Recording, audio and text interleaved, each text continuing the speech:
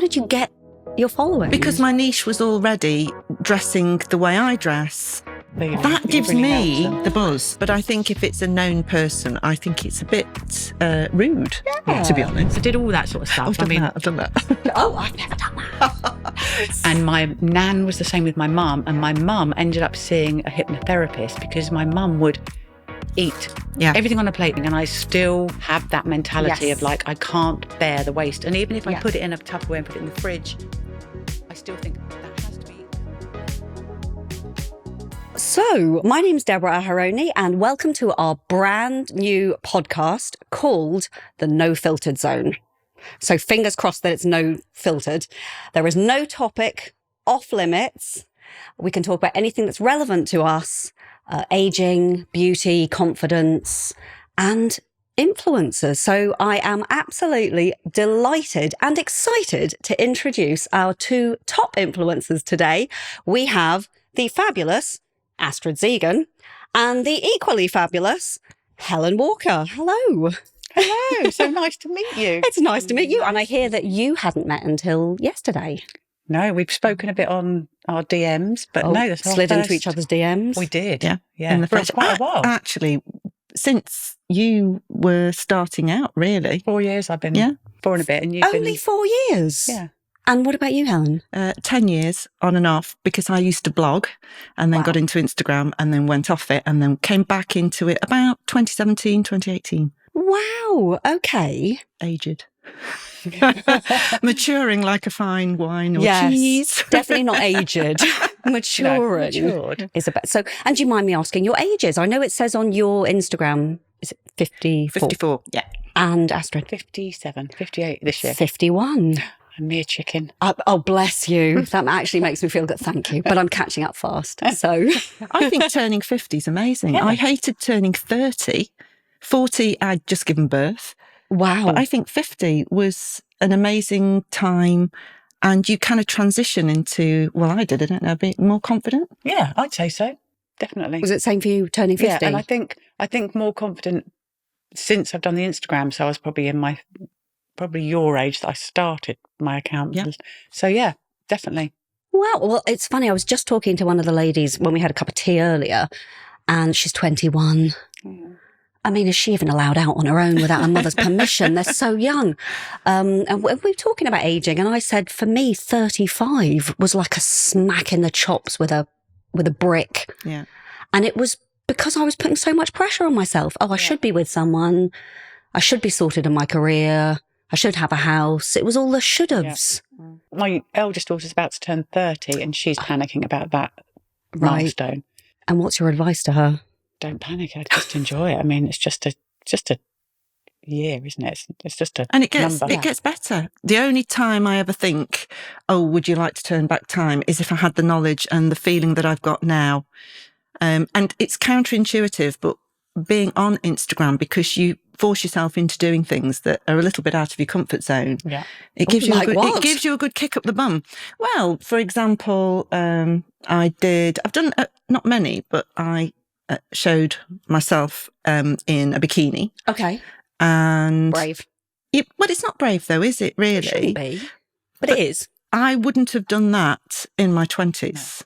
But I think the younger people today, sounding very old and sage-like, are more confident though because of this new age of social media that we're living in. Either that or it goes the other way and it can really mess with people.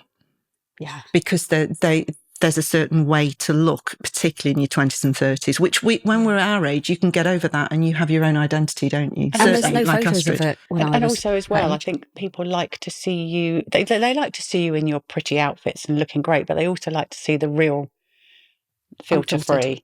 So like this morning I did a bit of filming in the hotel room. I'd literally woken up and I was like, wow. And I've done some filming and looking literally like I had just got out of bed. I haven't made the reel yet, but I will, and I'll put it up and it'll either do really badly or people will like it because it's not how they normally would see me. So a bit of reality thrown in as well. Well, it's funny you said reality because there's all this inclusivity now. So body confidence for younger people. I did a shoot a few months ago where there was me, There was a woman of about 65. There was a plus size model. There was an alternative model with piercings.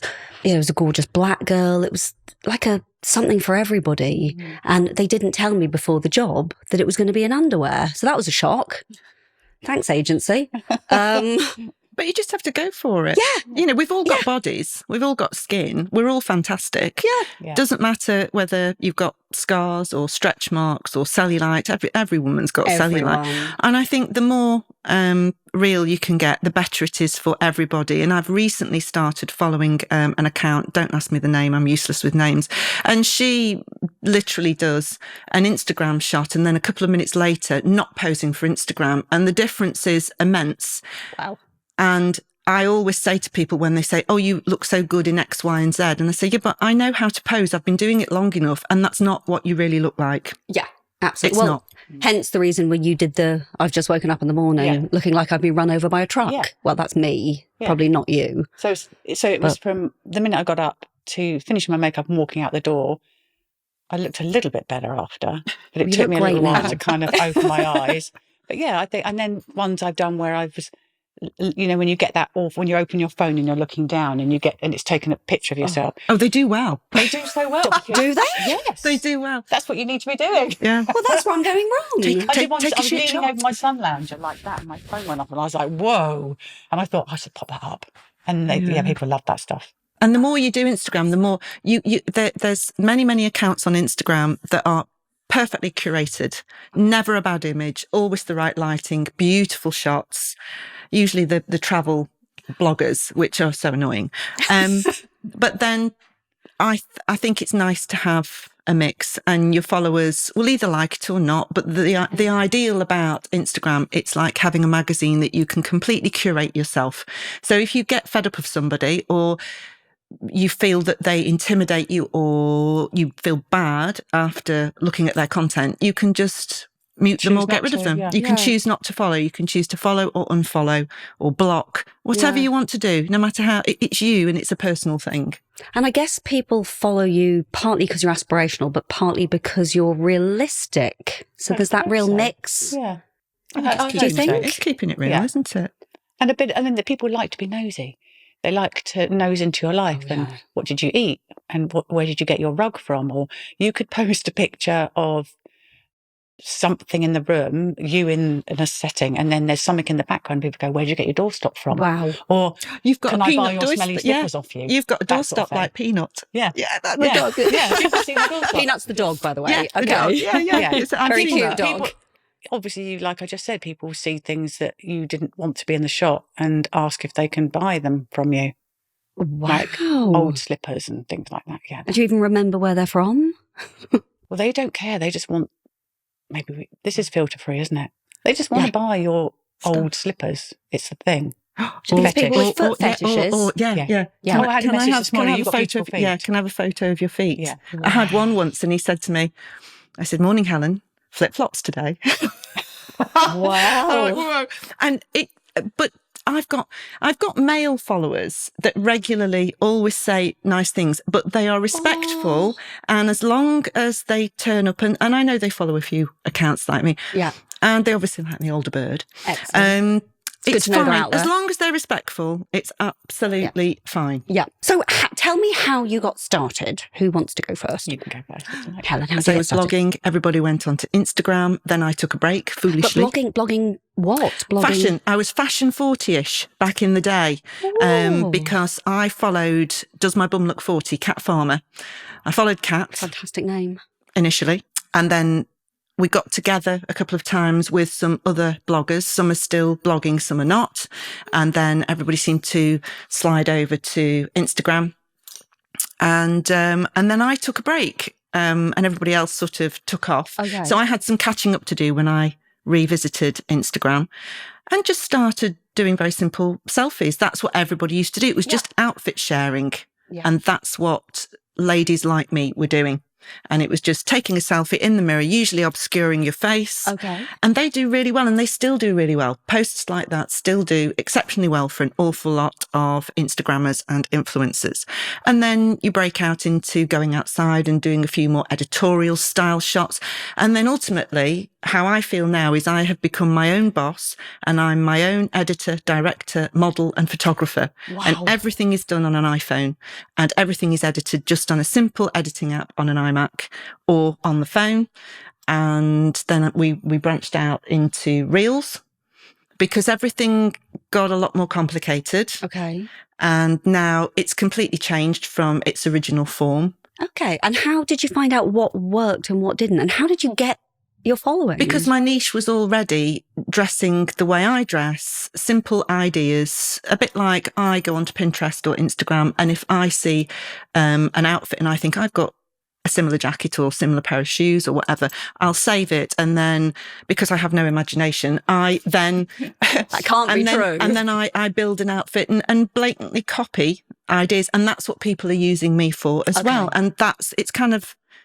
Everyone's sharing. It's like a bit of a tennis match where you share this, you share that. I saved Astrid's. I love Astrid when she gets her jeans on. I bought my Citizens of Humanity because of Astrid. Okay. And when she gets a blazer, nobody does a blazer and jeans quite like Astrid. You should wear them more often. I thought I'd be a heat wave today. And that's it's as simple as that. But I try and stick to that niche because that's what my followers are after. Yeah. So Astrid, how did you get started? I had an Instagram account, but it was more, I didn't really understand it. That's and me. And my daughters had one. I thought, oh yeah, and it was the odd picture of my feet, or not in a weird way. Back to feet again. Just, or my jewelry, or my dog, or whatever. And it was maybe once every 6 weeks I'd put something up, and then I wouldn't even write anything. I just put a picture up and think, oh, I've got 2 likes. And then I went for a coffee with a friend, and I turned up, and she said, "Are you not on Instagram yet?" And I went, "Well, yeah, I've got this account." She went, "No, I mean, you're not on Instagram yet. You need to do it." And she said, "Look at the way your house is great." She said, "You just need to kind of find." And I went, "Okay." So I went home and I said to my daughters, "I'm going to open an Instagram account." And they both went, rolled their eyes. Mum's so embarrassing. Yeah. And I said, "What should I make my first picture?" And they said, "Oh, maybe a couple of your necklaces." I was like, "Oh." I said, "What about this one of me on holiday?" No, they thought I wouldn't stick with it. Anyway, so from the day that friend said to me, "Do it," I've posted every single day, apart from 2 days when I lost my dog. But apart from that, I've done every day, at a regular slot time every day, sometimes twice a day, and never looked back, and just became a little bit obsessed, or maybe just obsessed, not even a little bit. Just but you're holding your hands up to it. Yeah, because I think it's the job I was meant to do, but I never knew, because I would get changed 4 or 5 times a day just to try stuff on, or not. Probably when I was younger, I'd visit my dad and he'd say, "Why have you changed again?" And I'd just go, "Well, why not?" So now I can dress up. And like Helen, I'm my own boss. I've just got my tripod mainly. My husband's very good. He gets involved quite a bit. Bless. But you end up being the model, the stylist, the director, and editor, it's just really good fun. You get to do stuff like this. You get to travel to places you've not been and meet people you didn't know. I've made so many friends.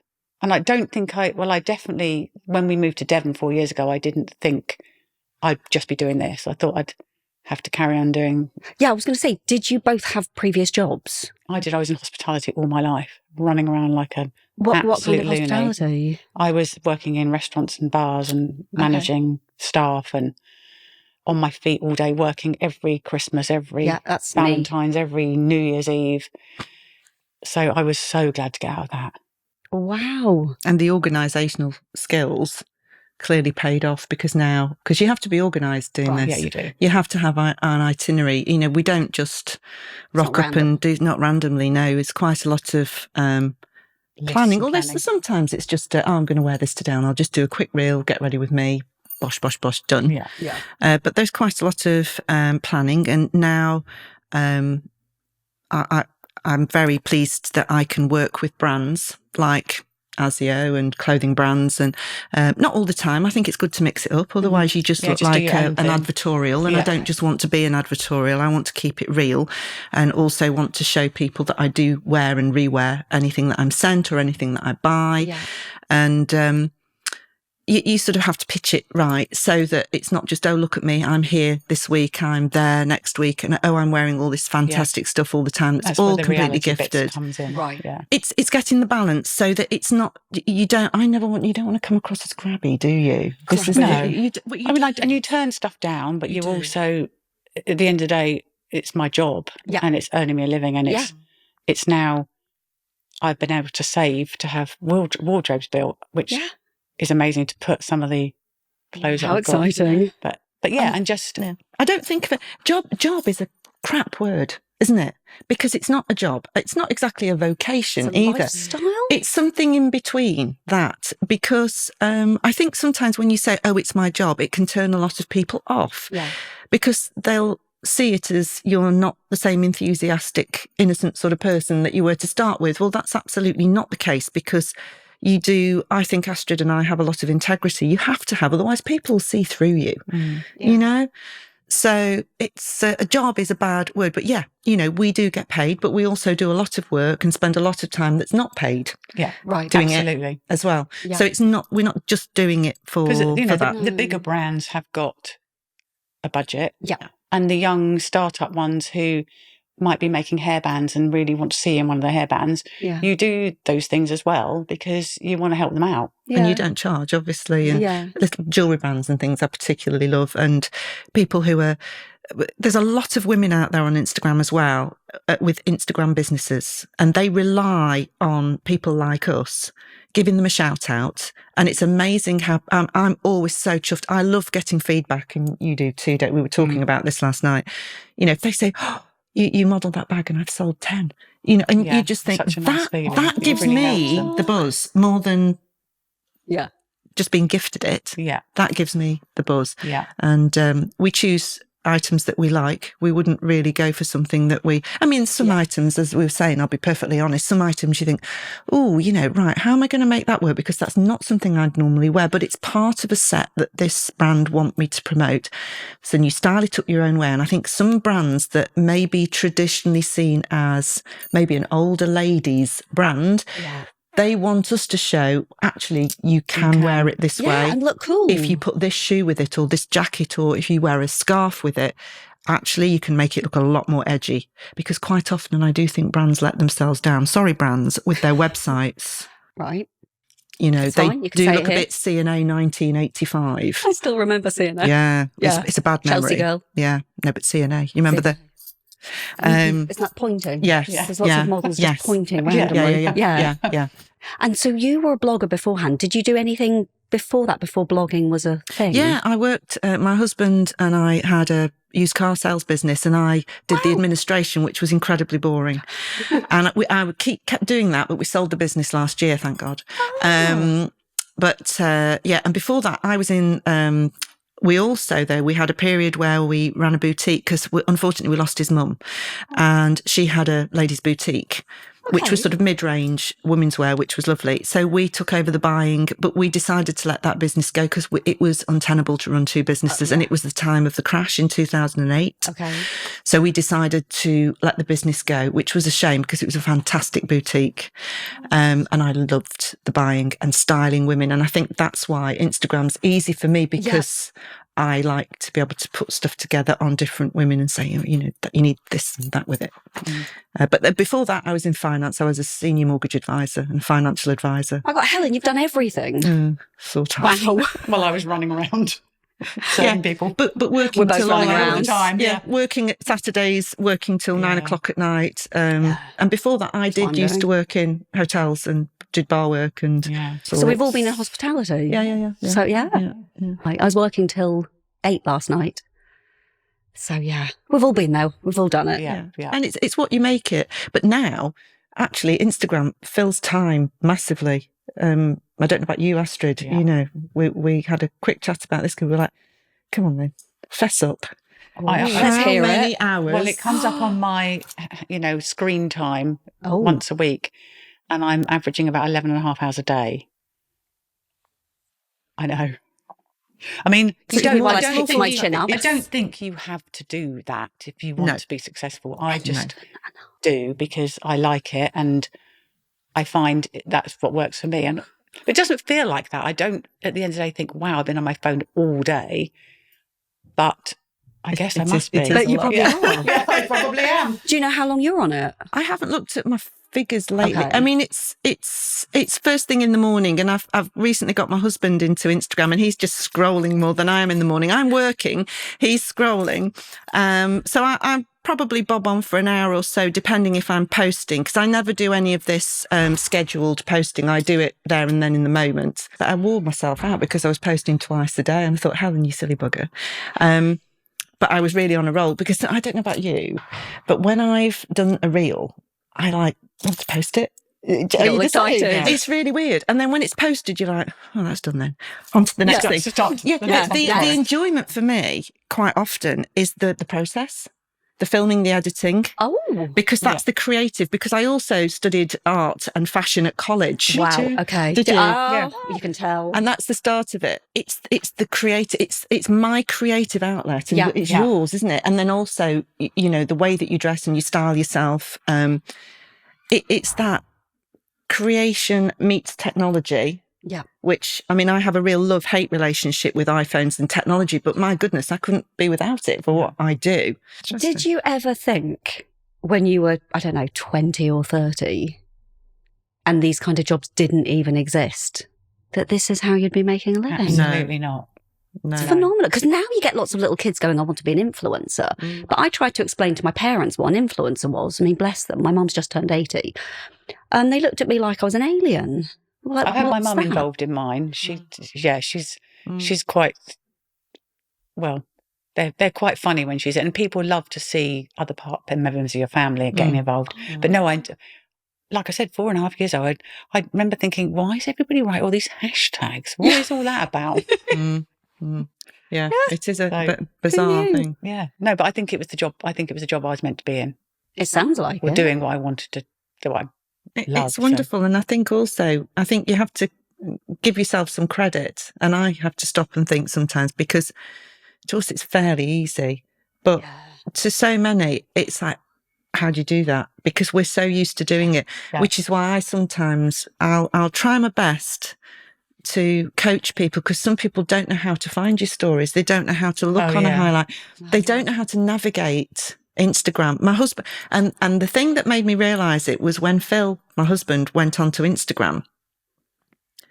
He was really struggling. How do I find your stories then, Helen? Yeah.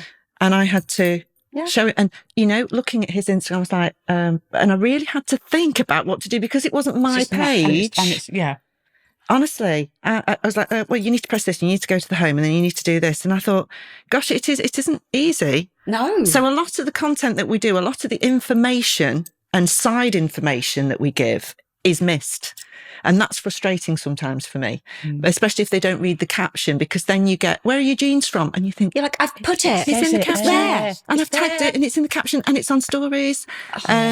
But I don't mind I can't that. find your story. How do I do that? So they did. Because they're people that are using it just to have a look. They haven't necessarily got an account that is active. Yeah. So they'll just say, oh, I look for your picture, post every day. But they don't understand. Yeah, they're the nosy ones that are just having a look. Yeah. And my husband's got a small account. He mainly does pictures of cars and motorbikes. Really dull. But he not if you like cars and motorbikes. And I'll say to him, you need to write something and put some hashtags. Oh, I just want to put the picture up. I said, yeah, but no one's going to see it. Yeah. If you want people to see it, they're not going to necessarily see it that way. And connect with like-minded people who like the car or the motorbike. Yeah. See, but you do make it sound really, really easy. I probably got on it about 8 or 9 years ago, because I was speaking to a much younger model.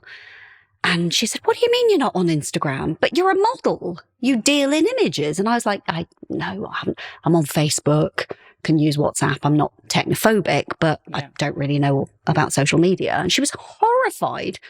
So she popped me on there, but I have to admit, I don't really know what I'm doing. Well, and also it's so, you stick to your niche, but it's also so much more than just clothes for me and for Astrid, because we're also, I think we're very open, and I think that's another, it's not a USP in any way, but I think it's helpful. I mean, my issues recently was because I used to have hair extensions because I've got very fine hair, and I took them all out very recently. Right. Had a bit of a breakdown. I've had a bit of a wobble on Instagram because obviously hair is a big thing for women. And the amount of, that's just one thing. And then also there's menopause, there's changing any diets because I've also done a different diet plan, and then there's exercise, and then there's travel. Astrid does travel. Oh, I want to hear everything. And then I did one on the story of my dog getting ill. Yeah. And then my hearing aids that I've got, people were really, really interested in that. Wow. So and you think you're just putting something up and saying, I'm going to have my hearing test today and I need hearing aids. And people are like, whoa. And you just get all these people that want to ask about it. But it's because you're resonating with other people of a similar age, and we're all having the same problems, but nobody... Or they're embarrassed to talk about it, and as soon as someone else talks about it, they all want, and they won't necessarily message on the main feed of other people. They'll message you privately and go, "Oh, I'm too embarrassed because I need to do that too," or "I'm suffering because of this, and thank you, you've made me go." And so it is a really nice feeling. That's a beautiful thing. Yeah. I get loads of advice. Honestly, from my followers. Well, taking the hair thing for an example. Right. Oh, there's follow this woman, or this product's brilliant, or book in with Philip Kingsley for a trichologist. Don't do this. Collagen works. Amazing. Collagen doesn't work. And it's all linked in with. So you're helping them and they're helping you. Yeah, they do. It's the feedback. Sometimes some days, last week I didn't post because I didn't have time, because I was so busy reading and investigating things that they'd sent to me. So it can be really powerful. And particularly now, I know it's become a bit of a bandwagon, the menopause. Completely. But it's a thing that a lot of people are having a huge conundrum about. Yeah. And you just also give what you can with regard to that, because even if you're not our age, I've got friends that started the menopause in their late 30s. And I would say our demographic is probably 30 to 80. Okay, it's quite wide. Yeah, it is. It's a big, I've got a core around, I think it's 40 to 55. Okay. I'm nearly over that hill now. So I've got a core, but then I've got lots of ladies that are older and younger. So you pick out what's relevant. But and are you in the menopause? You're in it right now? Yeah, well, a lot of 10 years. Wow. See, one of my followers said to me, "You don't go into it and come out of it, Helen. No, you go into it and then you're in it, because you never get those hormones back." So it's navigating. That's a very good point. And I'm looking. I'm the sort of person, I'm very, very curious, and I want to find out things. So I listen to a lot of podcasts, and if I hear something really good or read something really good, I will put it out there on my stories. That's what your stories are for. And you're the same, aren't you, Astrid? Your stories are more, it's about you, it's a bit more personal. It's not necessarily just about what you're wearing or where you're going on holiday. It's about things that affect you, and it might help other people. Like Astrid, I mean, that's just so exceptionally good with your eyesight, with your hearing. Because then they say, "Oh well, look at Astrid." Yeah, Astrid. Yeah, I did a post. She doesn't really get down. I would. It was all the things I had to do that morning, and it was put my HRT patch on, put my eye drops in, put my hearing aids in, put my glasses on. Yeah, and it was just. That's your get ready with me. That's your next reel. And I look forward to these. I have used the hearing aids and a couple of get readies with me. It's like, oh, here they are. Yeah. But people just can really relate to those things that are happening. I mean, I have talked about the menopause, but not in a massive way. No. How has it affected you? If you don't mind talking about it. No, I don't. It's I'd basically gone in for an emergency hysterectomy 10 years ago. Wow. Okay. And I had some fibroids, and I'd gone anemic because I was losing so much blood. So but nobody explained to me pre-operation that I could go into this awful early menopause almost overnight, which is what happened. I'd never researched menopause, didn't even know. I mean, I suppose I should have known, but I didn't. And I remember waking up to the operation, going home and having the worst 2 weeks of my life, thinking it was from the anaesthetic come down and the operation. And I remember going back for my checkup and sitting in the chair, crying, saying, I'm not getting any sleep. Every time I go to sleep, it was like a switch went off when I went to sleep, like someone had thrown 3 buckets of water over me. So I was sleeping on towels, changing the sheets all night. So then they said, oh, we think your ovaries have gone into shock. You've gone into early menopause. So I did get put on HRT and I'm still on it. Same. And I still get I think other things happen during the menopause, like I can't drink wine anymore because it makes me feel really bad. I mean, that's me anyway. And it makes my heart race and it makes me get the hot flushes. So if I start to avoid those things that make it worse, I'm okay. Yeah. But it just seems that 10 years on, I'm still there. In the thick of it. But I'm not getting those horrible, I mean, that was the worst 2 weeks of my life, I have to say. But no one 10 years ago, people didn't talk about it. Like, I mean, now it's a hot topic, which is a good thing. Yeah.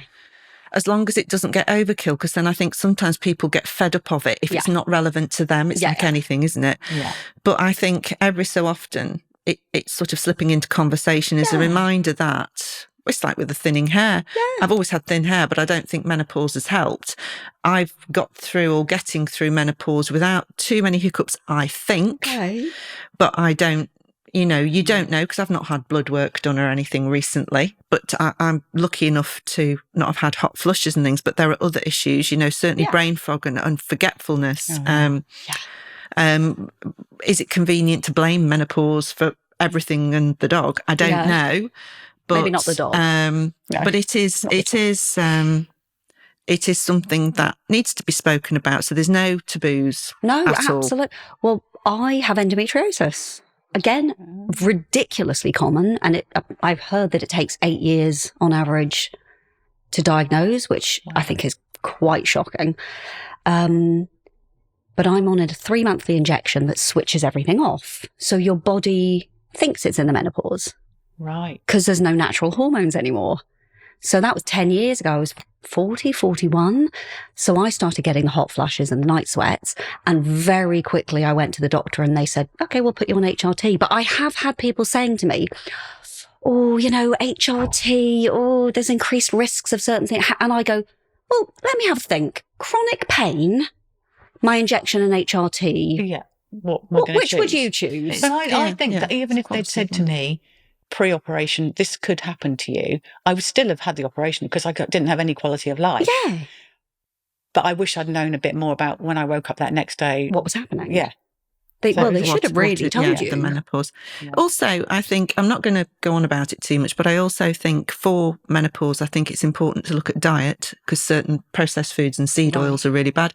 And I've just recently been to see a lady, I'll give you her details afterwards, who does sort of therapies that help massively with grounding, and it's certain sort of yoga processes that can help with the rebalance, because a lot of women who suffer badly with the menopause, it can be something to do with past trauma, even stuff that you've not even thought about, whether you've been through a divorce or you were bullied or something happened, bad job, anything. It's amazing how certain things can be seeded in your mind and in your psyche. And it sounds a little bit hocus pocus, but a lot of these things do. But a lot of these things do actually work because they're going back to how the ancients would have healed themselves before pills and potions. Yeah. And I think it's always, if you can find alternatives as well as either to complement or maybe to blast it out of the water, it's always worth looking into. Absolutely. That is why always have an inquiring mind. Always look at alternatives. Definitely.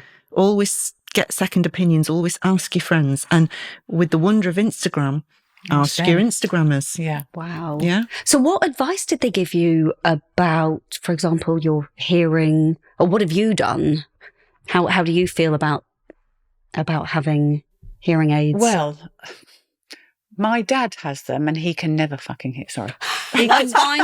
Remember, it's a no filter zone. He still zone. can't hear me. Selective hearing. Because he I mean, I won't go into it, but he still can't hear me because he doesn't clean them properly and he doesn't turn them up properly and he's always tapping them and doing stuff and he's always doing that, can't hear you. And I thought, I can't bear it. Then my mum got some. Right. And she got the same as I've got. And she just kept saying, it's changed my life.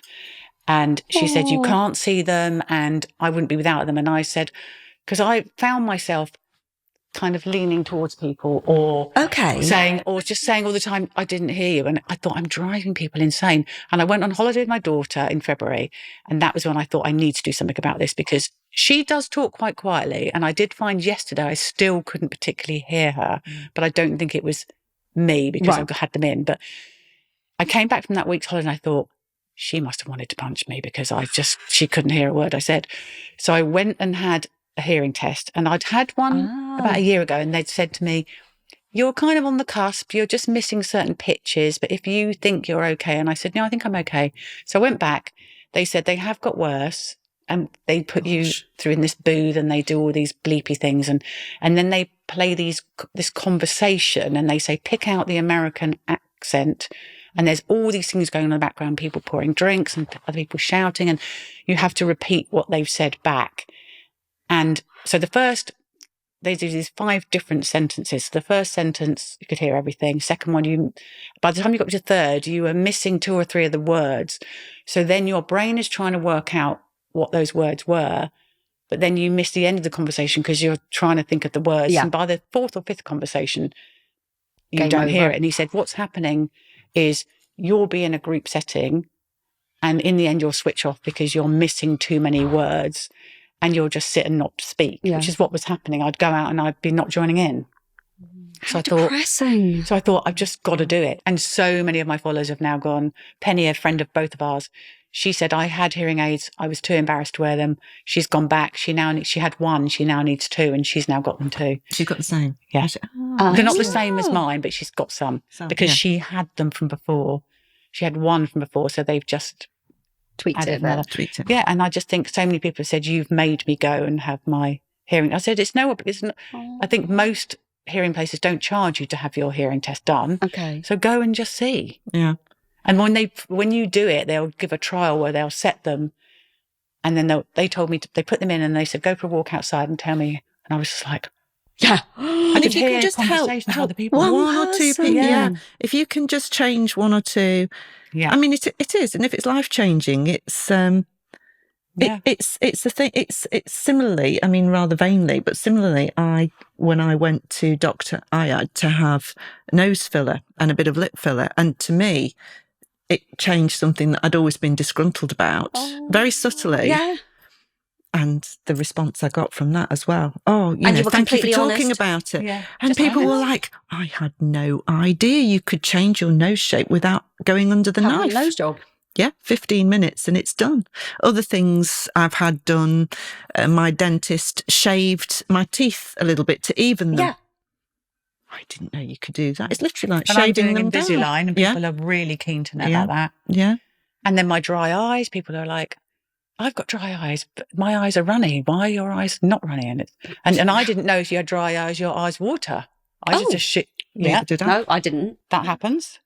And then everybody's interested in that because they've all got these issues that they maybe don't have a platform to talk about it on, but they're looking at yours. Yeah. Yeah. So like you said, you get lots of, try these drops. You should do that. Yeah. Try those herbal remedies or whatever. And it comes from such a place of loveliness. In today's world where there's an awful lot of division and hate and people angry and disgruntled. Yeah. I don't know if you've noticed it when you're driving around. Well, I came off Twitter many years ago because it was just...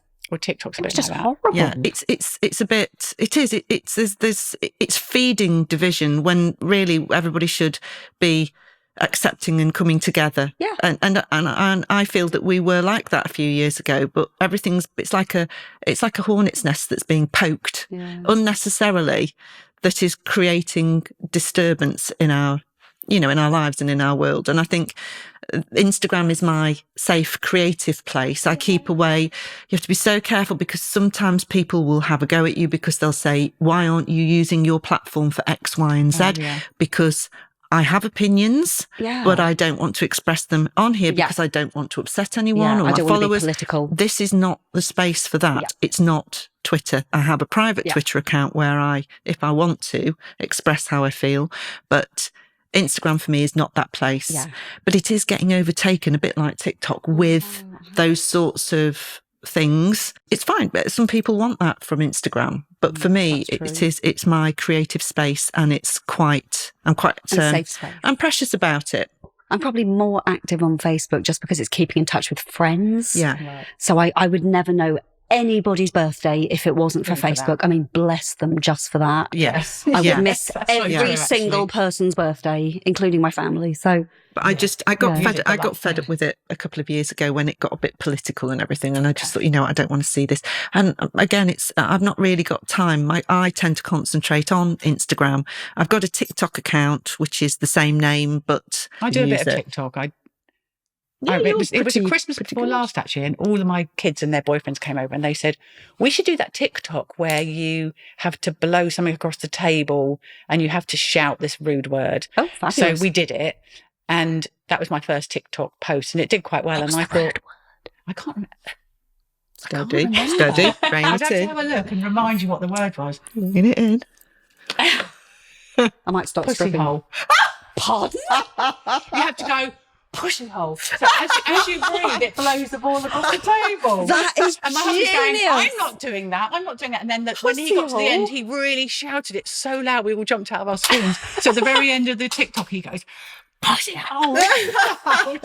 Oh, I edit that bit out. So no, please keep it in. So then I just started posting quite regularly, but I'm not a big reader of what people have written. Yeah. And they're not so kind on TikTok. They never say you, they say she. She looks this, she looks that. So they're a bit mean on there. That's a bit impersonal. But I did have one that went viral, which was the freckle hack, which is where people were using root spray, when you can to cover your roots up. Yeah. They were using root spray to make freckles. And I thought, I'm going to give that a go.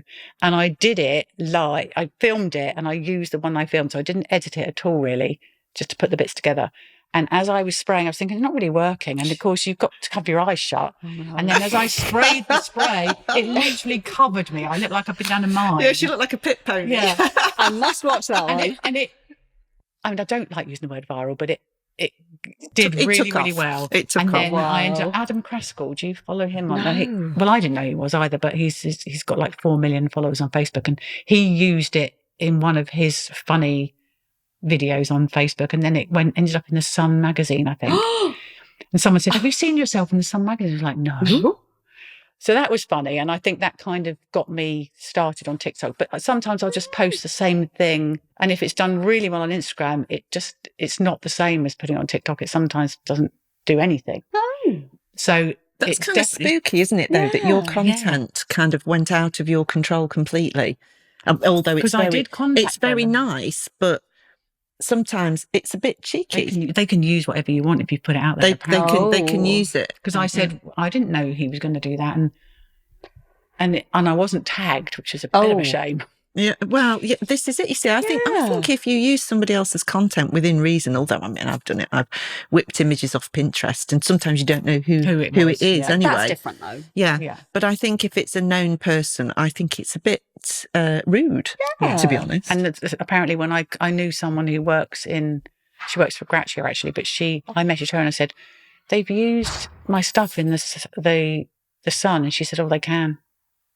There's nothing you can do about it. They can do what they like with it. Copyrighted, no. But no, so it's very different content for TikTok than it is for Instagram, I find. But it's I think fun. It's like anything. I think if it's fun, do it. I've always maintained that, Instagram needs to be fun, which is why I think for me personally, when I took my hair extensions out, I thought, get over yourself, Helen. It's no biggie in the big scheme of things. But it is for you. But it was for me. And I kind of just had a lull. I didn't want to post. I didn't feel inspired at all. I felt downright miserable. Yeah. But I let people know that because I thought, and then if you're in the same boat as me, let me know how you feel, how it's affected you, and that's where you get a lot of the communication going on your private messages. And how do you feel then now? I feel better because I had so many words of encouragement. People like Astrid saying, "Oh, I like it just it's not me, but it And then if others see me styling it in a certain way or getting on with it and not letting it worry me, then again I've helped someone else who I know it can really affect your psyche. What style makes you feel the most confident? Is it what you're wearing now?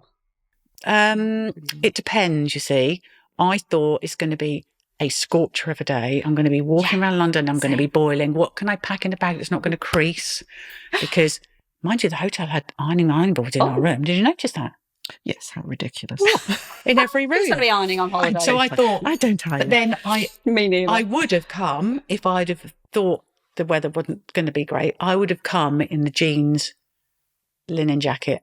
Oh. And I'd be really comfortable in that. Yesterday I felt, what have I worn? I wore a dress yesterday. Okay. And this morning I woke up and thought, I wish I'd just packed my jeans. I think if I put something on that I feel really good in the right surrounding, that's when I'd feel confident. Okay. So I don't think I picked the right thing. Okay. So it's got to be temperature appropriate. Yeah. And comfort. I get that. Oh, God. Can we talk about big pants? I mean, I'm just all about the comfort. Same. I got beyond a certain age and I went, I don't want a bit of cheese wire up my bum cheeks. I don't know if I'm allowed to say this. And I like big pants. Right. Big. No, I'm a thong girl. Big. Are you? Yeah. And Evie was yesterday because we went to Skims and she bought I'm a thong girl. I like a good boulder holder. No, I don't and like big pants. that might age me a lot, but I just got do to like the point. pretty ones that kind of a bit more but Brazilian. I'm a thong. Oh, okay. But I think, and I don't wear tight jeans, so I certainly wouldn't wear big pants and tight jeans. Okay. Or But it's trousers. all about the comfort. Do you do that? Yes. I wear big pants all the time. Right. When I had to break that to an ex-boyfriend, that was a moment. Yeah. I was like, if you're thinking this underwear is going to be sexy, you need to think again because it's comfortable shoes, comfortable underwear, and getting away without wearing a bra when I can. My bra comes off every single time I come home. Whip it Same. off. First thing. Off it goes, through the sleeve. Yeah. But I'm like you. I'm, and I think most of my followers know this. I'm definitely, it's a blazer and a jean. And then the weather appropriateness is boots. Right. Well, you go boots, winter, and then I'm brave with the sandals. It's the first time my feet have been out this year because really this time of year is trainer weather for me. And then it goes into sandals. And then obviously it's t-shirt, linen shirts. I've got loads of linen shirts and I don't iron them because everyone's like, oh, what about iron? I don't iron them. The scrunchier, the better. Yeah. And it's linen or t-shirts. And I'm going to buy some more waistcoats. I got these. This is recent, and I got one from last year. But I think they're just kind of quite handy, aren't they? Yeah. And blazers. And I love a wide leg, long, floaty trouser. Oh yes, I'm all about that. Yeah. Some linen pants. Yeah, I've got some linen pants. Any They're fashion cool. disasters from previous decades? Ooh, what's the worst? I used to make my own clothes. Ooh, and I remember I had one pattern that I just would make. And that's when I was kind of going my punk hippie era. Love it. And I made them in every colour and I had them in tartan and I'd make a matching neckerchief. So I'd have my tartan balloon trousers, my neckerchief, and I'd wander up and down the King's Road. I'd put patchouli oil perfume on so I'd look like I was actually on drugs. Thinking people would think, oh, she smokes weed, but actually I'm just wearing patchouli oil. What was that other one from the Body Shop? White Musk. White Musk. White Musk. Yeah. I remember White Musk. Yeah. We all. So I had don't that. know they're disasters, but I think I look back and I think I made them really badly. I mean, they're really thrown together on the same thing. You must have gone into our souls on the King's Road then. I got my first cowboy boots in there. What year? Gosh. Mine were 1988. I forced my then boyfriend to go right down to the King's Road. He was in a band and he had a gig. And I said, I want to go and get these boots. 1980. Yeah. And I dragged him. Grey. Dragged him in a black. I've still got mine. No, I don't. Still with the segs in. Remember segs? What's a seg? Segs are those metal clips that you put on your heel. So they make a noise. Yeah. And stop your heels wearing down. Yeah. Genius. And I remember my mum saying to me, right, we need to get you a school coat. And I went, we need to go to the King's Road. She went, no. And I said, yes, because it wasn't a John Lewis then. What was it? There used to be at the bottom of the King's Road. It's a big department. Peter Jones. I did a fashion show in there. Okay, we'll go to, I said, as long as it's on the King's Road, I don't care. So we got myself a gabardine school mat with the tartan lining from Peter Jones and the King's Road. And I tell everyone at school that you got it from the King's Road. Yeah. And I used to go to jumble sales and buy my school uniform was daffodil yellow and navy blue. What? So I'd buy white shirts at the jumble sale and dye them yellow, and I'd buy mohair knitwear and dye it navy blue, and make my own skirts and go to school, and everyone would. Well, I mean, I never got bullied. I must have been the standout person. I think because I had a friend who was really into Boy George, and Helen, I mean, she's now, bless her, if Helen watches this, I mean, she does podcasts. She's a journalist based in London. She's brilliant. And she turned up at my house and honestly, she looked like Boy George. It was fantastic. And Mum was like, oh my God. I said, that's Helen, that's my friend. And no, people were unsure. Yeah. It's like this uncertainty because you're different. I was never so I didn't sort of stand out, and I wasn't too alternative, but I definitely went through the crimped hair, monkey boots, tights, toy wheel cut off. Yes. We were goths. We were very into. We used to go to, at the time I lived in Nottingham, and there was loads of they'd call them vintage shops now, but secondhand shops. I was in Leicester, and there were loads. Yeah, well, Helen went to Leicester Uni. Oh, I went to De Montfort. Yeah. Yeah, fabulous. I love Leicester. What band did I see there? I think it was The Mission or something. Ooh, and there was cool. Sisters of Mercy and Gay Bikers on Acid. I've never heard of them, but they sound great. Nirvana. I'm always very proud of seeing Nirvana. You saw the real Nirvana? Tramp Polly, yeah. Oh my God. It was the most amazing gig. And they were not huge then. I just remember somebody stage diving off the biggest amplifier you've ever seen. And I don't know whether he lived or died. Yeah. It was, people usually just get out the way, don't they, when you stage dive. So I saw Nirvana. I've seen a tribute act recently, but I've never got to see the real Nirvana. No, they were superb. And I went along not really knowing much about them because my boyfriend's brother at the time, Dave, and he's still, I'm still in touch with him, and he is still such into his music and alternative music.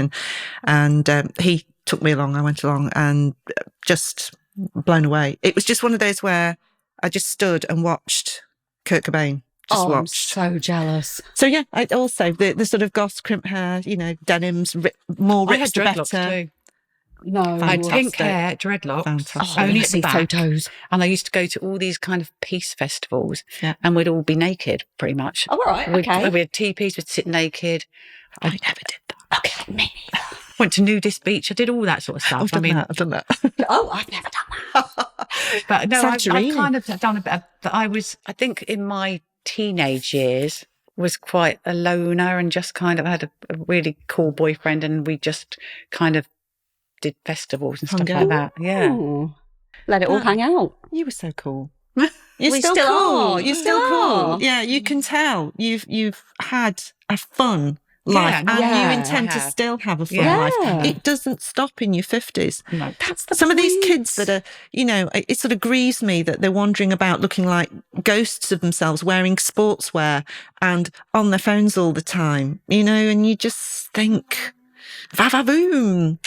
But you can't tell them, they'll learn for themselves. And then I guess you guys can't really say, well, you need to get off your phones because, exactly. How you make your living. They always say to me, right, we're having food now, just put your phone away. And then I put my phone away, and then I get there, I was like, oh, hold on a minute. Yeah. But I think you're definitely formed, aren't you? Your formative years. And I think Instagram for me has kind of brought that back a little bit. Second childhood. Yeah. Well, my dad's favourite saying is, I might have to grow up. No, I might have to grow old, but I never have to grow up. No, and he has lived by that. Yeah. You can always have a sense of humour. You can always have a sense of style. You can always have fun. Yeah. That doesn't stop just because you hit a certain age. No, exactly. And I find that with a lot of the youngsters that I work with, there's a lack of... You can really spot the ones that aren't comfortable in their own skin, that don't really know who they are. For me, one of the joys of getting older is you just kind of know who you are, and you're unapologetic about it. Yeah. Do you find that? Yes. Yeah. I still have wobbles. I mean, I'm not super confident all the time. I can still, for even sort of like coming down to London, because I'm such a country bumpkin, I don't venture down that often anymore. Okay. It is a little bit unnerving because nobody says hello or smiles usually. I like to smile at people though, because they I think you were mad. They either think you're mad or they wonder what you're up to. Yeah. And also it's a free facelift. But honestly, it does. But you can see people sort of. Well, like that. I don't care. I love it. I don't care. It does. People do look at you though. When I first moved to Devon, I was like, wow, these people are so friendly. Yeah. This is so nice.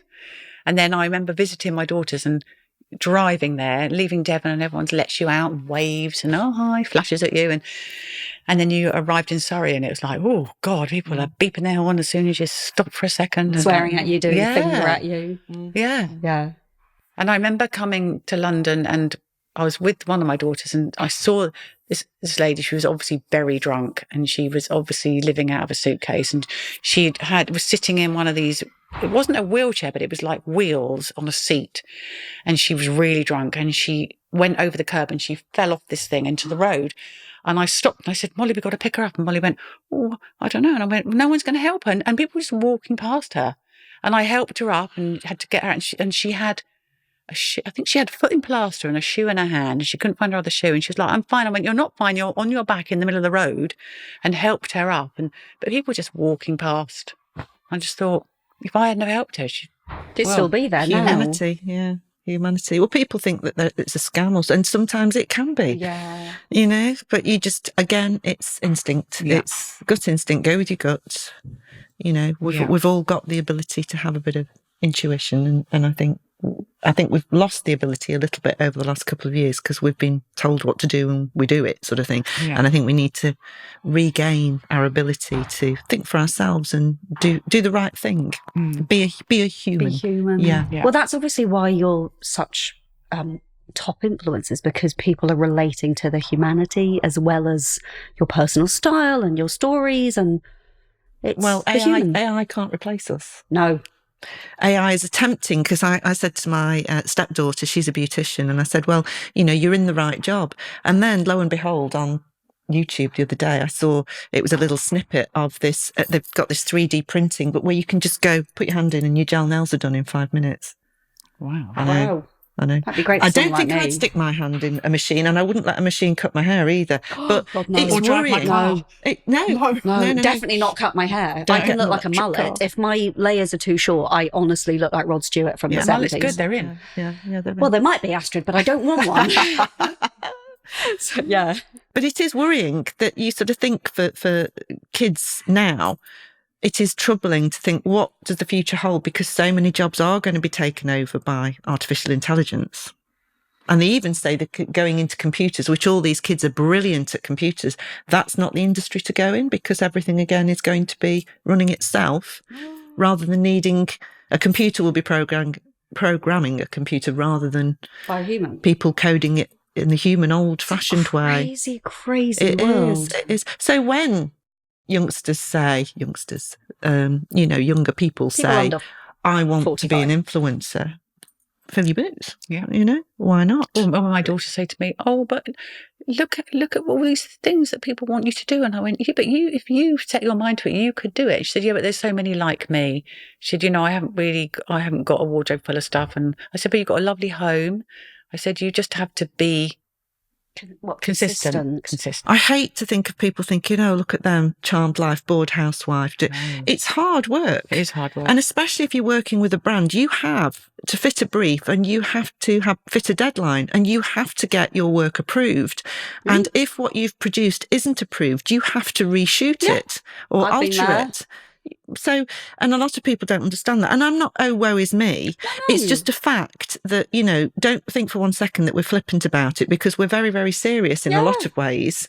Yes, actually, we're enjoying ourselves, but we want to do the best for who we work for and for our audience. I do remember now, one of your questions before, whether they can put this in the right place, I don't know, was when you saw your following suddenly go. Yeah. I remember getting a call on like a Wednesday night, or a DM from a lady called Anna Murphy, who's the editor of the fashion part of the Times, saying, would you mind if I feature you in an article tomorrow? And I was like, what do I need to do? She went, you don't need to do anything. Are you happy with that? And I was like, okay. I didn't know what the article was. Didn't know anything about it.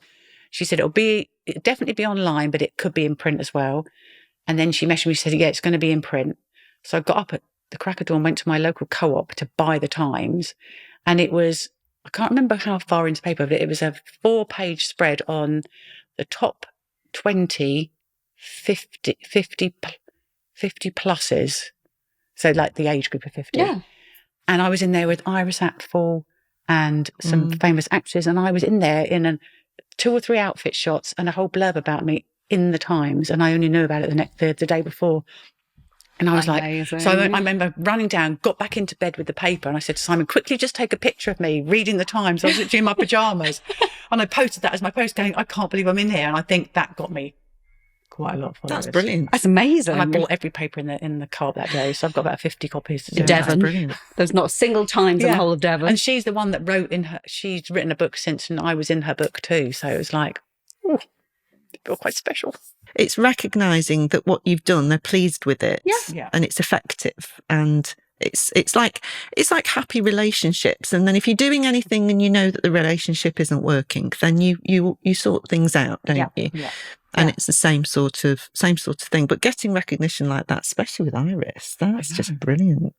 I think people have a certain image of how you should look at 40, how you should look at 50, how you should behave at 40. Have you ever Googled it? But we don't fit into that. Have you Googled it? What, how you should behave at... Yeah.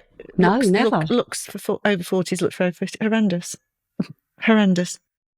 But then years ago, I remember my mum, when she was in her 50s, she never wore jeans. She had, a selection of skirts and some sensible tops and jumpers and a couple of coats, boots, permed hair, We were all there. A country mile away from how I dress and how I look now. It was funny because I put a picture up of my mum the other day. Oh, did she? And I was, and I was about 4, and I was sat on my cousin's shoulders. I saw that one, the black and white one. Yeah. So my mum had blonde hair like mine. Yeah. And people said, I thought that was you. I thought that was you. And so my dad, I remember my dad saying to me that he'd had an operation. No, he'd had an accident at work. He worked in a printing factory and it chopped the top of his finger off, and he got loads of compensation. And he said, when I got my compensation, we went shopping to the King's Road, and he said, and I bought your mum a leather jacket. I bought myself a leather jacket. We all had new shoes. You had a new dress. Your brother had this and that. And he was the one that was really into the clothes. So when I posted that picture, my dad got the right arse because everybody was saying, I see where you got your mum's style from. He was like, hold on a minute. It was me. My mum said, I didn't want my hair blonde. I didn't really like that leather jacket. I wanted a black one. Your dad maybe do it. But she is still really into her clothes. My younger brother is not, but my older brother definitely. We all have this big thing about clothes. Literally in the genes. And it's rubbed down onto my girls, and my girls are really now, and it'll just...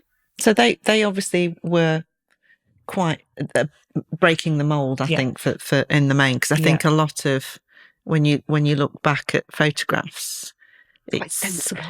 Well, and I remember being at school, when I was school, 12, 13, we didn't get bought an awful lot of clothes. You had certain jeans and a dress and a jumper. Remember jumper dresses? That's why and I did jumble boots. sales. Yes. I'd make my clothes, or I'd go to jumble sales. But didn't really. But it sort of kicked in for me when I went to college more. But when I was young, we didn't have the array of clothing that my daughter's got now. Mind you, there were not shops like Primark. It was Chelsea Girl, Miss Selfridge, and I think, or you went to Debenhams or John Lewis with your mum. I loved it when H&M first, like Henny's and Maritz turned up. I was like, wow, this is so cool. Yeah. But it wasn't when we were, like my daughter's age, it wasn't early teens. C&A and Chelsea Girl, my favourites. Yeah, but really, it was, and we didn't bother with much makeup. I remember using, do you remember Anne French cleansing milk? Yes, with cotton very pads. well. That's all I used, and Brings really, back memory. I mean, my daughter's cabinet has got more gunk in it than me because I use those products, and that's it. And she's got a product for this, product for that, all sorts. We didn't have that. And they start using anti-wrinkle stuff at 15.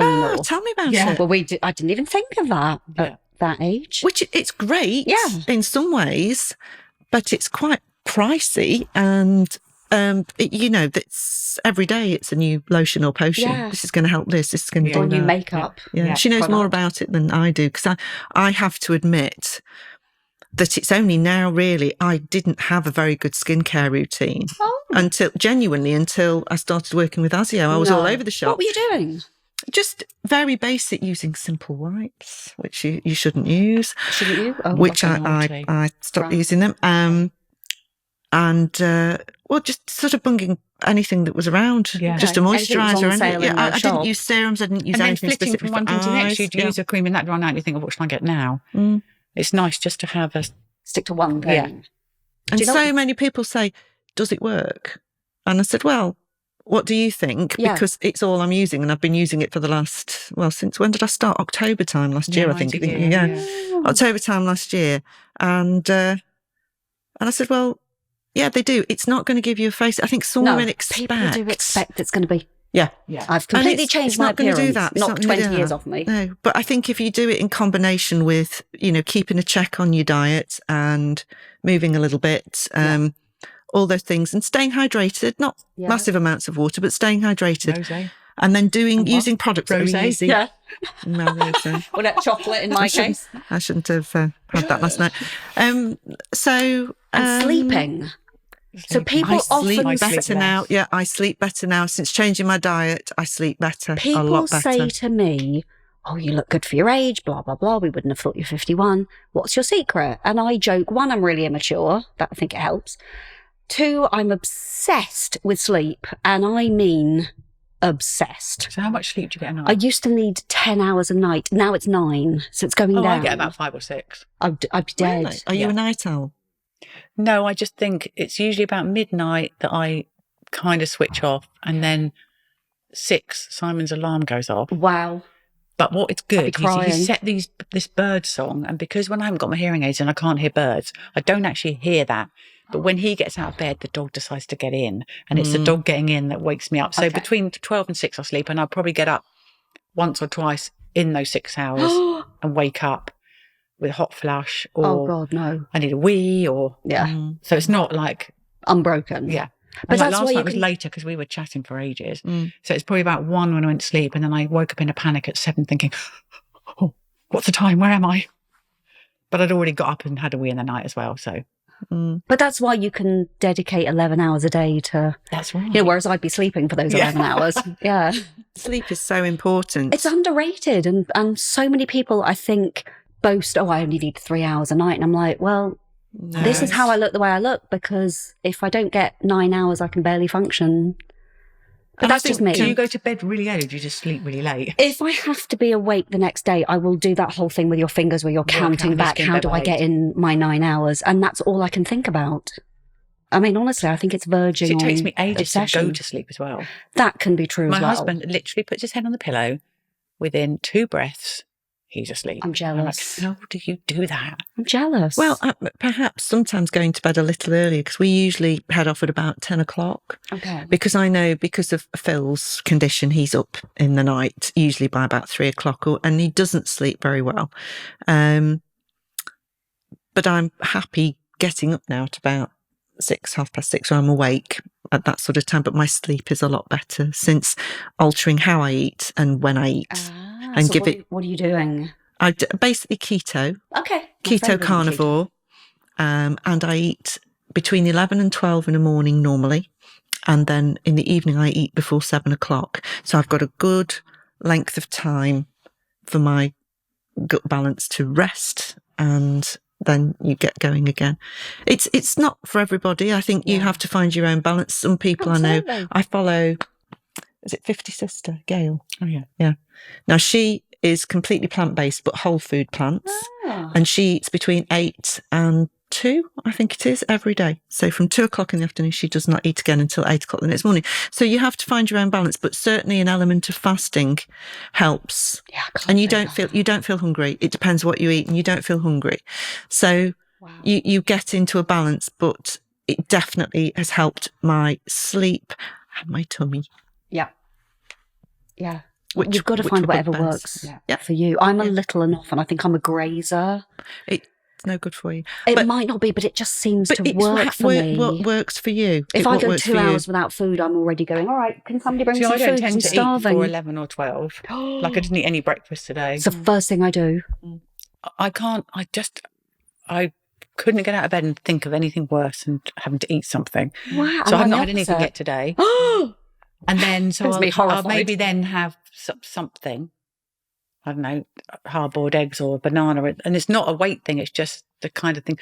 I'm quite, when you go on these holidays and they put the meat and the cheese up for breakfast. I'm that sort of person.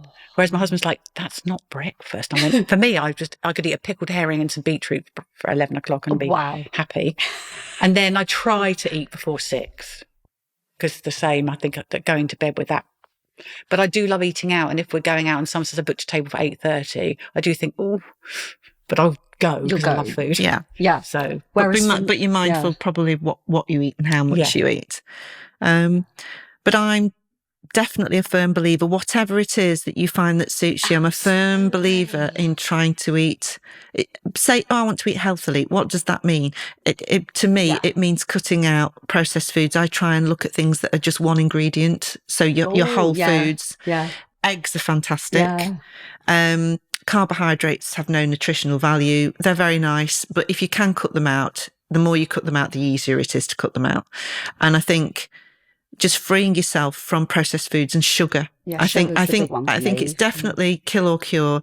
And I think the modern lifestyle and the modern diet, and by modern, I mean the last 80 years with agriculture and food, has slowly, if you look at the incidences of cancers and diabetes and Alzheimer's and ADHD and autism, I think it's linked with some of the rubbish that they use in foods to bulk it out. And they don't care about health. It's all about profits. So I think if you're mindful, it's just, I always think, just have an inquiring mind. Yeah. Think about things a little bit more, because it's better than having to take pills or have operations. Prevention is better than cure. Yeah. And all of that. Yeah. I honestly do believe it. But then it's genetics as well. My parents are, 90 and 88 and But then they did eat well because their parents cooked from scratch. They were wartime kids. Proper cooking. Yeah. And when I was little, I never ate lasagna or garlic bread. It's a bit like a Peter cake, garlic and bread. Garlic bread. But we didn't. We had meat and 2 veg, shepherd's pie, liver and onions. Mum would make from scratch ginger pud or a steamed pudding with a bit of homemade custard. Exactly you knew what was going in your So it was very much that sort of, and we didn't snack. We didn't have chocolates. We didn't really often eat crisps. Addicted. I remember going to friends' houses after school, when you're going up your play date, and they'd have this big box of Golden Wonder crisps by the door and you could just have a bag. And I was like, oh, this is so exciting. She's like, don't tell me for tea and I can have crisps. Yeah. And I remember my mum buying the toaster, when toasters first came out. Yeah. It was the brown Harvest toaster with the ears of corn on it. And we sat round and put white bread in the toaster with butter. Decadent. Just like this. Yeah. Look at us. It's a real treat. Yeah. But my mum used to make everything. Yeah. Yeah. And I think it's so sad, but it's so difficult because so many people are so addicted. And if you've got an addictive personality, and heck, I know I like my glasses of wine, and it's really difficult for me to not have a glass of wine. But, I don't think I've got an addictive personality, but chocolate is my weakness. Is it? Can you just have one piece? Yes. So I'm pretty good at having, say, 2 pieces. So you've got control. I've got control, but every day I have chocolate almost every day. What about biscuit? You see, if I had one biscuit, I'd eat a biscuit packet. I'm definitely savoury. Oh, yeah, it's crisps. But then my husband will come home and go, look what I've got. And he'll bring out this big bar of Galaxy. And I'm like, oh, please don't. I say, just bring me the one line of 4 and leave the rest in the kitchen. He'll go, and he'll come in and just put it down there. And then I look down and we've eaten the whole bar. But for me, it's dark chocolate. So I'm kidding myself that's a little bit better for you. That's what I'm telling myself. It's sticking to it. Oh, it is. And you can't eat as much of it, can you? It's quite richer. Oily, isn't it? Yeah. No, I could do without anything sweet like that. I'm so jealous. I do love bread, though. Do love a good bread. Good butter. Like, I'm not a thin butter spreader. I'm a big slab. Whack it on with a trowel. Yeah. Butter's good. I love butter. And it's funny because I used to always buy the low-fat stuff. I'd always buy the low-fat milk and the low-fat yogurt. Yeah. And my husband said, you shouldn't be doing that. So we now have full-fat milk. I get the full-fat cheese. And he said, because they're better fats for you. Yeah, they're better. Well, because of my the endometriosis, I have a problem with my bones absorbing calcium. So actually the full-fat stuff, far from being the worst thing I could eat, it's actually much better for me. Well, when you take your supplements, you should take it when you're eating the fat. Yes. Because it does help with absorption. And I think this is what people are quite shocked at. But I come from an era when my mum in the 80s, followed Weight Watchers. Yes, so did mine. And when I went to college, we used to eat Ryvita with cottage cheese on. Yes, very popular. I still love that though. Yeah, but we so all lost weight, didn't we? But it wasn't sustainable because we were all bloody starving all the time. But you got into the mentality, you can't have fat. Yeah, fat is bad. And that's completely wrong. And again, it was profits. It was See, I profits. think I definitely, my mum says I was anorexic. I don't think I was, but I went through this quite a long stage when I was probably about 20 and maybe a little bit older than 20. And I'd had, in fact, the girl's dad now, but he was a boyfriend at the time. I went to see his family and his dad said, "Oh, you're looking a bit chunky." What? And I thought to myself, am I? I'd never thought of dieting. I'd never really even looked at myself. And what size were you? 12, 10, big 10. Don't know.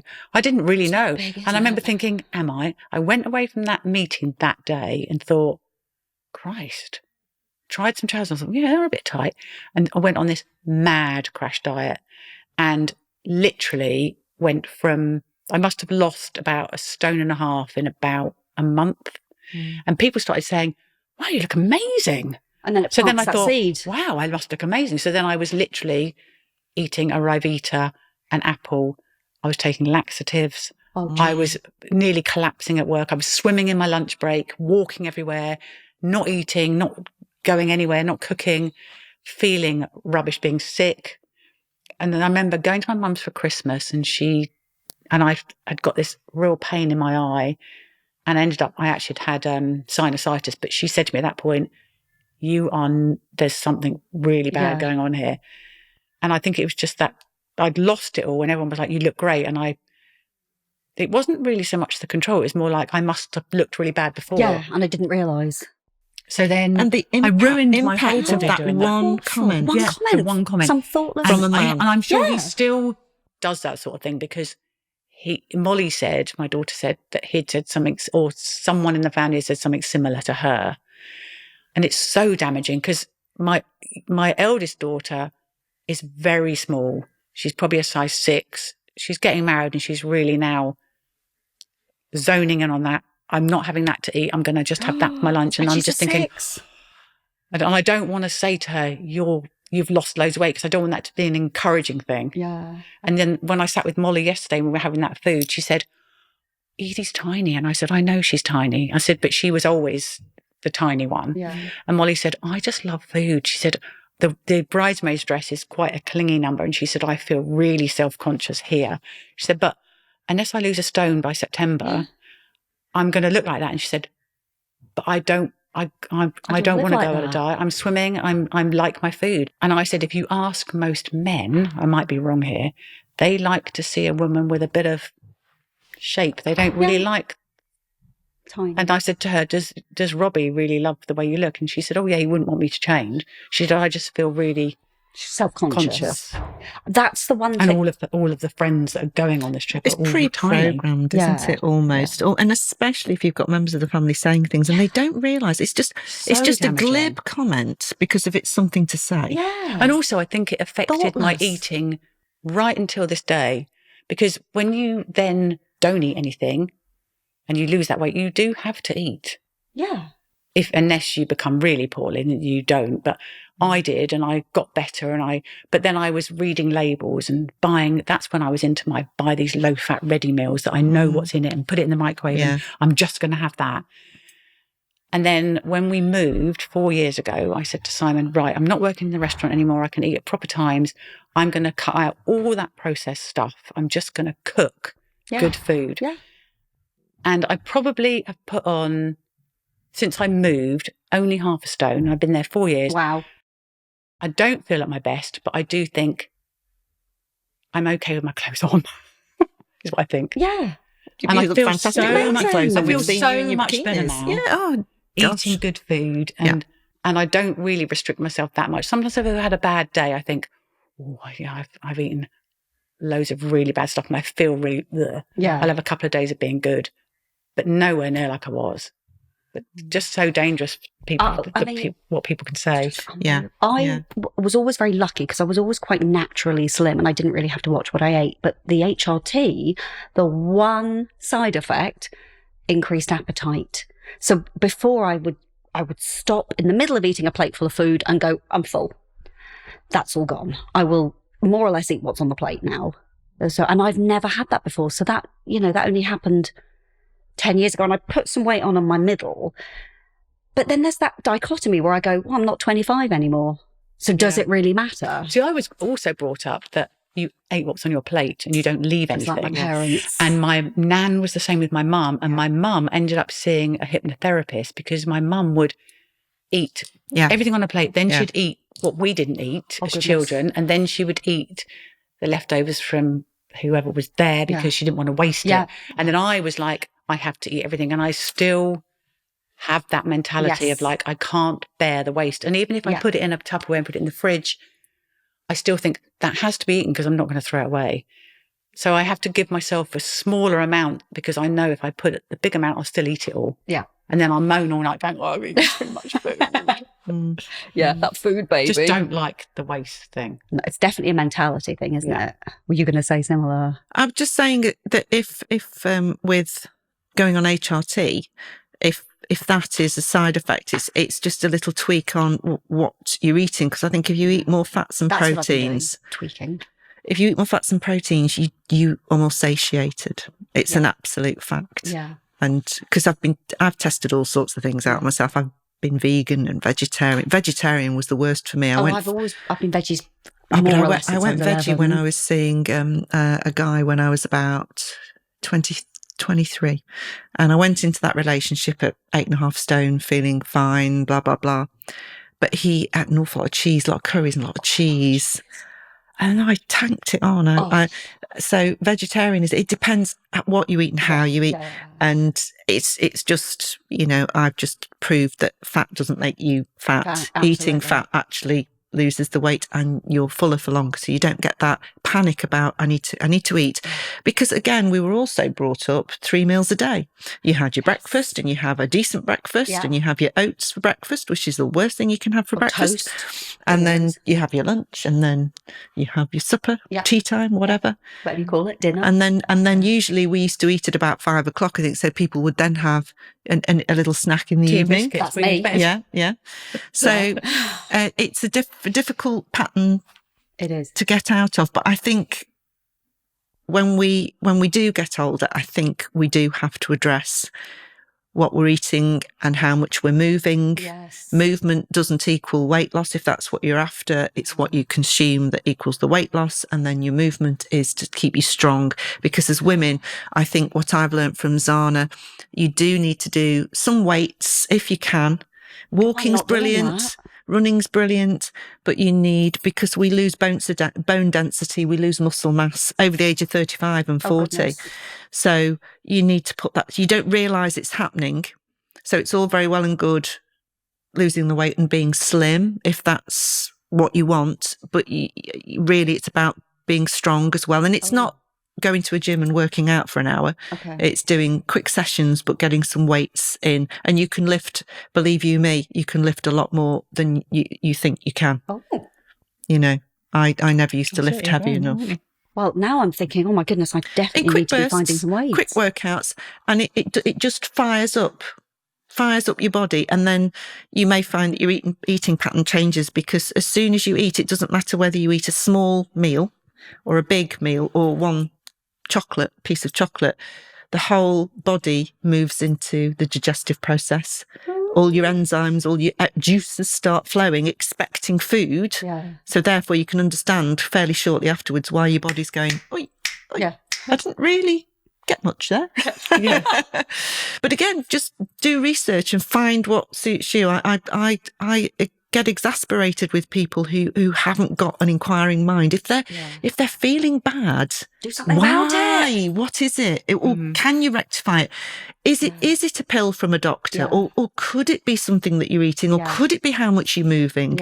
Or could it be the air that you're breathing? Are you getting outside enough and enough vitamin D? And are you doing things that make you happy? Because especially as you get older, if you don't know yourself and stress is awful.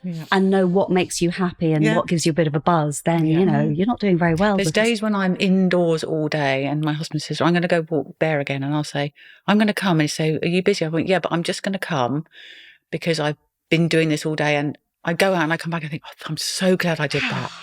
Just to go out and just go for that dog walk. Just to go somewhere that you love to see the view, or just to talk about something different for half an hour, or not talk at all. It just makes all the difference. You can take your hearing aids out and just not talk to anybody. Exactly. And what makes you happy? What makes me happy? Yeah, what makes you happy? Oh, my goodness me. And is it different to what it was when you were younger? Yes. Oh, I think so. When I was younger, it was riding horses and going out, dance. I love dancing. I don't do it that often because I've got a bit of a dicky knee, and dancing affects it, unfortunately. But I love a good dance. I'll dance around the kitchen. I like listening to music. I like listening to podcasts. I like obviously doing my Instagram. I used to love skiing, but I can't really do that too well. So very, very simple things. I have a very simple little life in a lot of ways because I spend an awful lot of time, and I'm very lucky to live in a lovely house in the countryside. I'd like to mix it up a little bit more. This is why coming to London yesterday, it's just such fun because it's so different, and I need to do more of it. And I feel I need to get out more with my daughter. But we went to the cinema a couple of weekends ago, bit of shopping. Need to do more because we tend to fall into our little insular lives doing our things. And I feel that we need to get out a little bit more, get out of ourselves. Especially if you work from home. Yeah. But I'm basically from day to day, I don't feel stressed. Apart from sometimes you put pressure on yourself because there's things I want to do around the home. Boring stuff that I put off, but it needs doing. Right.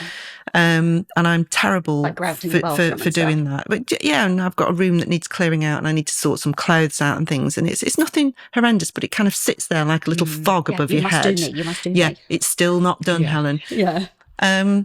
So I need to lighten up and relax into the next phase because I'm going to be 55, which I think is another little milestone. Okay, are you celebrating? What are you going to do? I don't know what we'll do. I'm not bothered. I'm not bothered about big parties or anything. I usually see my friends when we have birthdays. My friends get together just for a meal. Very simple. Yeah. It doesn't take much to make me happy. Yeah. I'm fairly even-tempered, fairly easygoing. Yeah, fairly easygoing. And just being around home, going out, having a walk around with the dogs, cuddling peanuts. Very, very, very simple stuff. People think we have these exotic lifestyles. Yeah, very glamorous, always on a yacht in the Seychelles or somewhere. Absolutely not. But one thing that is good for Instagram, and I noticed it particularly, it helped me through when my husband was in hospital and very poorly because of the community spirit and the support I got. Because sometimes you feel the love from people that you've never met. And it's really powerful. And also it helped through the ridiculous lockdowns and all that business because it was connection. It was actually connecting you. You still felt like you were connected to a world out there. So I think it's really powerful. I think now we're through all that. I feel a little bit like I'm too reliant on it. Okay. And I sometimes have to tell myself, I think you do really well doing it so much every day. And it kind of fits in with your lifestyle. I sometimes think it's quite powerful and important just to take a step back and have a day or two off or a little bit of a break if you need it, and then come back with a bit more vim and vigour. Because I guess the only person putting pressure on you to do it every day is yourself. Yes. And that's counterproductive in my view, because then I feel a little bit too much stress. Yeah. And I think stress is one of the worst things in modern life. Absolutely. Yeah. Absolutely. Yeah, there's nothing like the pressure of expectation, even if it's your own. And sometimes it's hard to separate society's pressure from your own pressure. Yeah. Like I said, when I was 35 and it hit me and I was like, hang on a minute, who's putting this pressure on me? Me. Just you, yeah. So Yeah, it's a tough one. And I think I'm sometimes someone who just likes to say yes a lot. Okay. So if someone will say, if I get this product to you, can you do it by the end of tomorrow? And I'm like, yeah. And I'm thinking, why did I say yeah? I should have said no. I need a bit longer to do that. Yeah. But then in my head, I'm thinking, if I do it, then that's one thing I've done. I'm a bit of a list person. I like to have work through things. Do you have to write them down? Have you Yeah. got, Oh, yes. I can't do anything on my phone. I have a proper diary. Yeah. And I have 2 diaries. Say other paper diary. Plain paper, lined paper. Yeah. A book for this, a book for that. Yeah. So sometimes I say yes when I should just say, I need a bit more time than that. And do you think that's people pleasing or bad diary management? People pleasing. People pleasing. It is people pleasing. Oh, okay. Yeah. But then that makes me happy when I've done it, because I think, and they're really happy because they've got something they wanted really quickly. Yeah. It's relatively easy to do, isn't it? Now we're at a stage where you've got your sort of professional head on, and they say, yeah, I can do that, no problem. Yeah. Or with certain products, if it's tanning products or something like I've got coming up, it's like, well, you have to wait until I'm a bit paler. Otherwise I can't do it before and after. So it's getting it all straight in your own mind. But I have to copious lists. And I have a work diary and a week to view my diary for home and Nancy and Phil and whatever we're doing family. And then I have the business diary with jobs that I've got coming up, or just sort of ideas, or I'll jot things down for an idea. Like memos, about I could do a feature on linen, or I could do a feature on new jean shape, or a shoe, or something that has caught my attention. I'm not very good at there's I don't know what you don't do it, do you? Is it the like to know it? No, I don't do that. No, I hate it. What's with that? A passion. It's an app, isn't it? Because originally I started out by thinking it's a bit presumptuous to put all your clothing on there as if anybody else is going to want to buy it. Well, that's how I feel. Because I think as well, if people are going to look at something, they want to be able to just read it. They don't want to have to go to my like to know it page to see my outfit. Oh, okay. Because they might not be that interested, or have the time, they might not know how to work it, or I can never work it. Yeah, so you put on a caption, they'll put look, view my outfit, or link to buy my outfit on the like to know it. Right. And I'm not very good at finding those like to know it's. And fair enough, I suppose if Emma Hill or someone is wearing a complete outfit and you think, oh, I love that, and you go and you can find exactly that item there. I mean, we can do it on stories. You can link it on stories in exactly the same way. Yeah. It's I just think it's a little bit you almost read it and go, well, no, I'm not going to go to your like to know it. I don't want to do it. Actually, no. And so many people have said to me, or they say, do you use it? And I'll say, no, I really don't like it. I really don't like it. So it is funny how different people work in different ways. It'd be a very boring world if they all worked in the same way. That's true. But I feel we're quite chilled out. There are some people out there that are very businesslike, very businesslike about it, that like walk over anyone to get what they want. Right. And there's definitely accounts out there that are like that. So I'm a psychometric profiler, and it's funny because the minute you said that, I'm like, well, they're a driver. And when you said about the people pleasing, it's often it's a characteristic of one personality type called an amiable, and they just hate saying no, and they'll often take on way more than they can deal with because they can't. Yeah. They're the people that you would normally go, oh, she's so lovely, such a sweet woman. You can guarantee there's a chunk of amiable in them, but that very often have a hard time with assertiveness. So I wonder, I think I've become more assertive the older I've got, but maybe that's not the case for you. I've learnt more how to say no fairly recently, actually. Oh. Yeah, I mean, I do say no if it's something that I don't agree with, or I don't think it would suit me, or I don't want to do it. But but with the people that I do like, if they want something quicker than I can do, I'd still go, okay. And then I think, oh God. Yeah. Because I just want to do it for them. Yeah. And you're thinking more of them than of yourself, I guess. Yeah, I seem to do a lot of testimonials for things like turmeric brands and lots of collagen brands, and less of the beauty and fashion and more of the Health and well-being. Health and well-being. Oh, it's big though. It's big. Yeah, well, the turmeric one I love. I'm glugging it down at the moment. Yes, so it's supposed to be really good, and really good if you've got high blood pressure as well. It's full of pepper, and I remember doing a job in India, and you talked about sinuses. I had really bad sinuses, and they give you a chai drink with tons of pepper in it, and it would blow your head off. Yeah, but it felt lovely and comforting. And there's cayenne pepper and turmeric, a really little powerful. I'm kind of trying to get Nancy onto cayenne pepper, because apparently if you take it in warm water in the morning, it helps with period cramps. And is she going through all of that at the moment? She's horrendous. Yeah. But this is back on the subject of endometriosis and fibroids and stuff. If I'd have known that my period pain wasn't normal 30 years ago, yes, you could have dealt with it earlier. I think we're going to get into the crunch point where. But I'm really fearful that they just turn around and say, oh, well, go on the pill or whatever, because she doesn't want to do that. And I'd prefer to try and other avenues before just medicating. But as long as it gets getting investigated, because you never know. Yeah. I had nobody to compare myself to. My mum had hysterectomy at 32 because of endometriosis. So she hasn't had periods for years.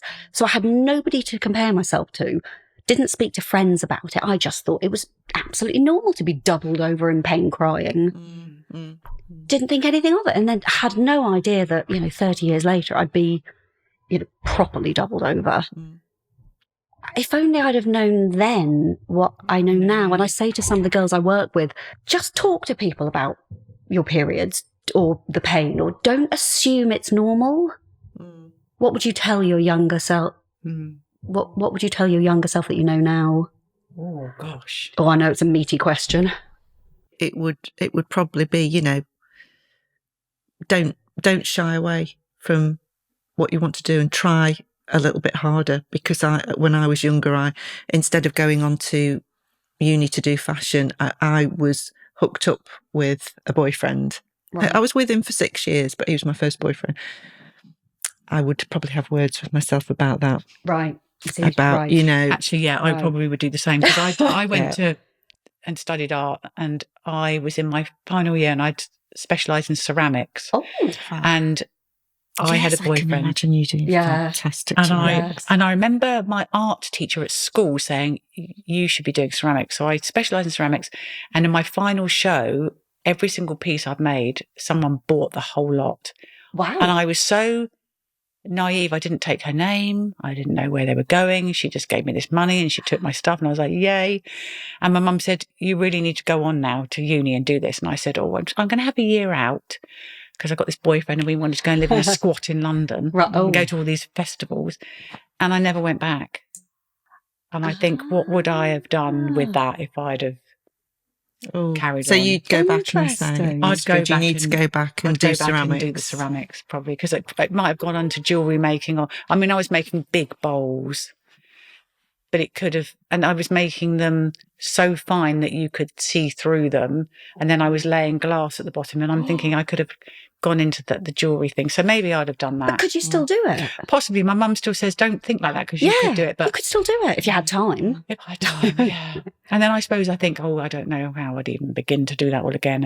And I'm so busy. Yeah, that's the bit. Well, you'd have to have a studio. Yeah, I think I have a kiln. Yeah, I think I would have gone back to listening to what my mum said, but I wouldn't tell her that. We never do. Because she says your mother's always right. Always. She knows best. But it comes good in the end. And I think, even if it has taken a bloody long time. It comes full circle. Like you've stayed in styling, but just in different formations. I think, if I'd carried on doing more of the creative side of things, I would have had more of a creative vocation, because I just sort of stumbled across being in finance through working at a building society and then getting my qualifications. But it was very dry. It wasn't really me. I don't particularly like admin. So I spent a large proportion of my life just, living to work, and it was weekends and the usual, having the odd holiday, but not really having an amazing time. Well, not a bad time, but not an amazing time. And I think I could have expanded my horizons a little bit more. But having said that, I'm very happy where I've sort of ended up really now. Yeah, maybe it doesn't I don't matter have a about bad the journey. Maybe it's... in the end. Well, we wouldn't probably have ended up with the people that we're with. And No, that's true. No. And things happen. I always try and say to myself, things do happen for a reason, because there's a lot of coincidences that have overlapped that have meant that I met my husband because I've been married before, and lots of little coincidences and little that it just overlaps. Maybe you get where you're meant to be. And I think somehow. if I hadn't have gone for that coffee with that person that day and she hadn't said those words, I wouldn't be sitting here. Yeah. Yeah. That's weird. Yeah. Yeah. That's incredible. Yes. Fate. Fate and serendipity. And but don't give up. And the journey's not over. Whatever your dreams are, don't give up. Absolutely. Don't give up. And if your dream is to just have a bash at running Instagram because you think it looks fun, it is fun. So have a bash, do it. Yeah. You're not hurting anyone, and you're not going to lose anything. No, that's a very good point. It doesn't cost. It's not like there's any outlay. It's not like they say, well, if you want to become an influencer or a creator, you've got to pay £2,000 or £5,000. Which people think with modelling, they think, oh, you've got to have a portfolio for £2,000. And I'm like, no, don't do that. No. That's a scam. Yes. So it's absolutely whatever you feel. If you're in your 50s and you feel like you could model, and I've said to this one, I mean, both of you.